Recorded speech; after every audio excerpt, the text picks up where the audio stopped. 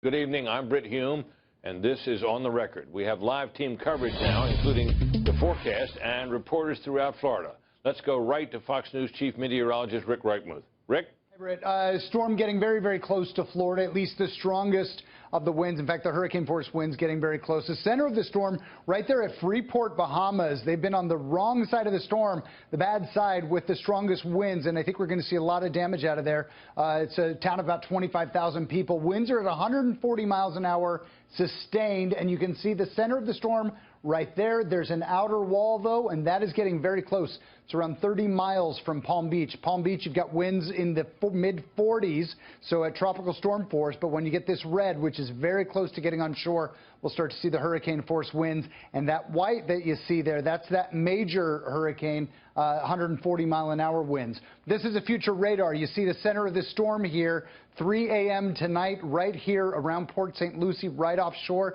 The latest model run of this looks like it has tracked it maybe 5 to 10 miles off to the east. Maybe a little bit good news if we saw that trend. You don't want to be on the right side of this storm. That's the bad side. Not that the left side's a good side, but it's worse if you're on the right side of it. And then we basically just see it hug the coastline. A lot of rain eventually Saturday up in towards South Carolina.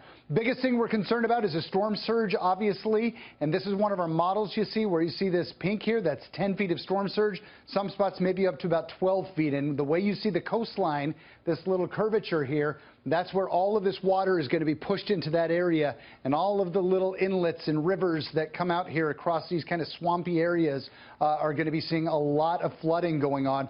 Rainfall totals obviously are also going to be very extreme. 7 to 10 inches across parts of Florida. When you get into Georgia and up across parts of South Carolina, I think we're going to be seeing some spots maybe 12 to 15 inches. And the track of this, very interesting. We're going to see it hug the coastline and eventually, unfortunately, pull back out here across areas of the southeast, maybe still staying some sort of a tropical system. Long time to worry about this. In the immediate, we have this damage here to Florida. If we did see this come back, say, 5 or 6 days later towards Florida as a tropical storm of some sort, certainly problematic for the cleanup efforts that will be going on. But in the short term, tonight we're going to be dealing with this. And then because of just the way it goes on the coast, we have this all the way till Saturday, Britt. Wow, Rick, thanks very much. The massive evacuations from South Florida have led to huge northbound traffic jams and turned much of the state's east coast now into ghost towns. Fox News correspondent Steve Harrigan joins me now from one of those deserted places. Hi, Steve. Where are you and what are you seeing?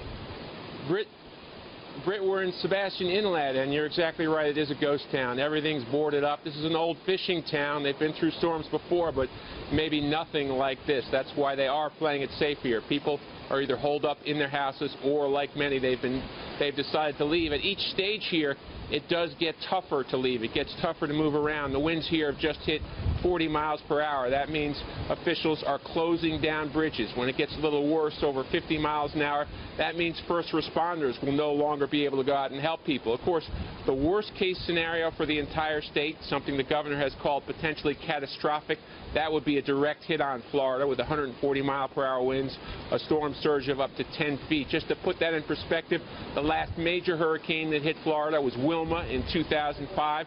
That killed 25 people in the state of Florida alone and caused $30 billion worth of damage. So a real tough night for people all along the coast. We've been seeing them on the road and in hotels. A lot of elderly here. Very difficult for some of them to leave with walkers, wheelchairs, or oxygen tanks. And a lot of people in manufactured homes as well, too. They're going to have an especially tough night. On the one hand, they've got to ride out a potentially life-threatening storm. On the other hand, many of them openly admitting they could face the loss of their entire homes. Britt, back to you. Boy, you got to feel for those people. Steve, thank you very much.